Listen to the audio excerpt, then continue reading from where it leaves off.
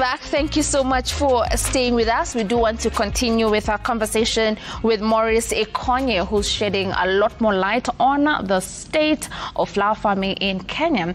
Now, as a tea farmer, coffee farmer, anytime there's a challenge in our industry, you know the people who fight for you. You know, if it's KTDA, you know, if it's Kenya Coffee Board. In the flower space, we have KFC, right? The Kenya Flower Council. Please just talk to us about how instrumental they have been in shaping the flower space. And is that just one body enough to take care of all the flower growers in the country, to take care of the regulations, the export, the eco-friendly duties? Is that body just by itself enough, or there's need for more? Thank you for that question. Most definitely it is not enough, and we need more bodies to team up and help the flower farmers. But so far, Kenya Flower Council has been quite instrumental because they're in charge of regulations, also the international standards. They help the local farmers to adhere to them. So they are the multi-sectoral intermediaries when it comes now to the flower farmers. So they are most instrumental. And it is a body that is helping a lot of farmers.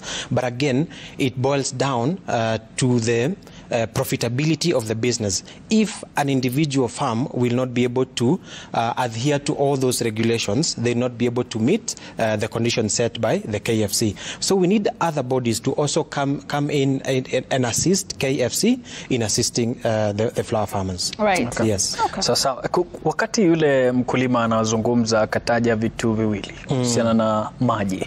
Umuhimu wa maji wakati tunafanya ukulima wa maua ni upi? Na vile vile zungumzia kuhusiana na kiwango cha joto katika shamba sawa kama unatumia greenhouse. Okay. First of all, to start with the temperatures, the optimum temperature is between maybe 20 to around 23 degrees Celsius, which is about 70 degrees Fahrenheit. That is optimum for growing flowers. But again, it would vary from a variety of flowers, from variety to variety. Then when it comes to moisture, maji ni muhimu sana because hii ndio kama, I would say, for lack of a better word, ndio damu ambayo inabeba nutrients from the soil to the flowers and also the plant in general for it to get all the nutrients. So moisture is most important, and if you want to have the fleshy flowers, regular bloomings, you most definitely have to ensure sustainable and steady irrigation of your flowers. So that's again now we go back to the greenhouse. That's why it is important to grow the flowers inside a greenhouse. You're able to control all those conditions from the temperatures to moisture and the light. So now still on the aspect of water, given that you are breaking down just how important it is, yes. I'm very curious to find out, can you do flowers entirely rain-fed? First of all, climate change will hinder you from doing that. So it is good to do irrigation. It will be best. Then again, also hydroponics farming is quite gaining a lot of popularity because again the soils, there's a lot of contamination that is coming and pests that are coming and diseases coming through the soils. So if a farmer can adapt hydroponics farming in flowers, they are able to avoid a lot of pests and diseases. Yes. So you don't advise? I wouldn't advise to do completely rain-fed. It will not be sustainable. Utauma nje because you'll be depending on the rainy season, and we've noted there's been a shift in the climate and the patterns that we're getting, rainfalls, and also the millimeters that we're getting. Sometimes it could be more rainfall, and others you get depressed rainfalls. So I wouldn't advise to do entirely rain-fed. Yes. Kuna swala umetaja kuhusiana na udongo. Saa zingine unapata kuna shida inatokea kule. Ni muhimu kwa mkulima kufanya kile tunaita soil test? Yes. It is most important because you don't want to do farming blindly. Ukipanda tu haujui ni nutrients gani ambazo ziko ndani ya mchanga. So for you to know that, it is very important to do the soil test.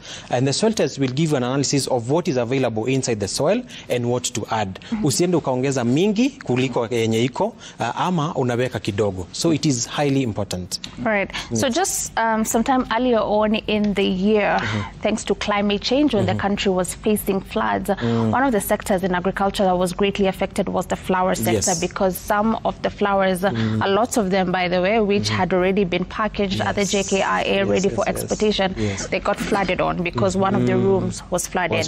Na hapo tungetaka kujua kama mkulima, what happens to you during such situations? And now that we are working so hard to move away from just doing agriculture, now we're in agribusiness. Agribusiness, yes. Are we pushing for our farmers to ensure their farms? Is that something that we are talking to them about? Ama tu tukienda ni kuambia eka dawa hivi na tunawaacha hivi. Are we taking it a step further? Because now calamities are happening, and we need to make sure we have somehow covered yourself from the disasters that climate change could lead us to. Please help us understand the dynamics of that. Okay, that will come to, and thank you for that question, because a lot of farmers, they do not think about insurance, whether it is important. And it is very important to insure and cover yourself and the crops that you're growing.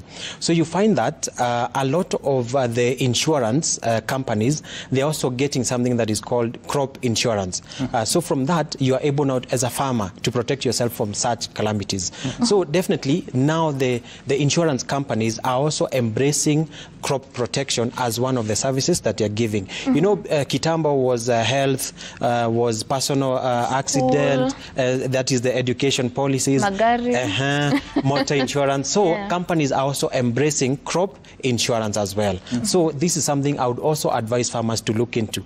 Then, unfortunately, it will lead to cost of doing business going up, like what you were saying, because also insurance does not come cheap. It's not cheap. But it is very important. Yes. Kwa haraka tu, ni muhimu kwenda mbinu ya organic kulingana na yule mkulima ambaye nilimhoji akasema tusalie pale. Yes, if you are growing through the soil, it's good to do organic. One of the reasons is organic manure and organic fertilizers will stay in the soil for longer, and they will also give the plant more immune as compared to the synthetic fertilizer. So I would advise someone to do organic. All right. Yes. Thank you so very much, Maurice, for speaking to us today. Most and welcome. Also just helping us understand the challenges there in the space of flower farming. And I believe we'll take up the conversation moving forward with members from Kenya Flower Council, just to help us understand what they're doing to streamline the sector. Ndio pia ule mkulima wa maua mwenye anatutizama saa hii ajue ndio kuna shida ya ndege, kuna exporting, kuna high cost. So what are they doing about it? All right, thank you so much for your time. Most welcome. All right. Sawa, najua kwamba Nginani nafasi yako sasa kutupatia farm joke. And all of you need to give me an answer. Maurice. 3 seconds. Why can you start with Emmanuel? I start with Emmanuel. Well, okay, fine. I'll listen to the guest. The question was, why did the bee get married? Tere, why did the bee get married? I gave you a clue. Kweli sijui. For me, I would say it's to enjoy honey. Oh, you're almost there. I'm almost there. You're almost there. You're almost there, guys. Now frame it correctly. We are moving in the right direction. Because the wife was honey? Okay. You're almost. Because the answer is, try again, you're almost. I promise you. Okay, the answer is because he found his honey. Yes, the wife was honey. Yeah, you're right. You're almost. Let me. Good, because he found his honey. Yeah, very good. Good stuff.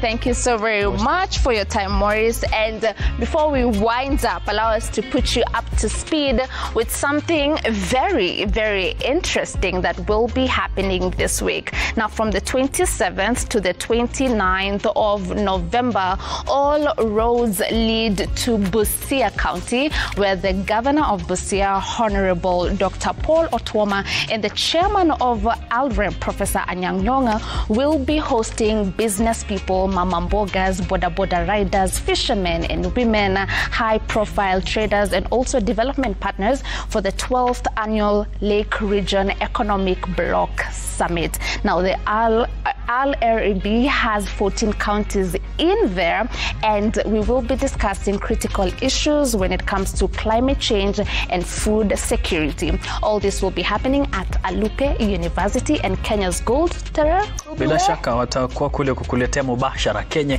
Yes, we will be on location making sure that we put you up to speed with everything that is happening in the Lake Region Economic Bloc Summit happening this week. And with that, we've come to the end of the show. Tunashukuru sana kwa mtazamaji kwa kutufuatilia na kuhakikisha kwamba unapata kile ambacho tunakiita mafunzo yalikwenda darasa. Bila shaka umesikiza kutoka kwake Maurice Konya, ametuelekeza, na bila wasiwasi nisemeje sasa, salia na Mwenyezi Mungu. Kumbuka kwamba tutatimiza ndoto, tutafaulu sana. Jina langu ni Emmanuel Terer. See you tomorrow. We will be discussing a lot more when it comes to banana farming.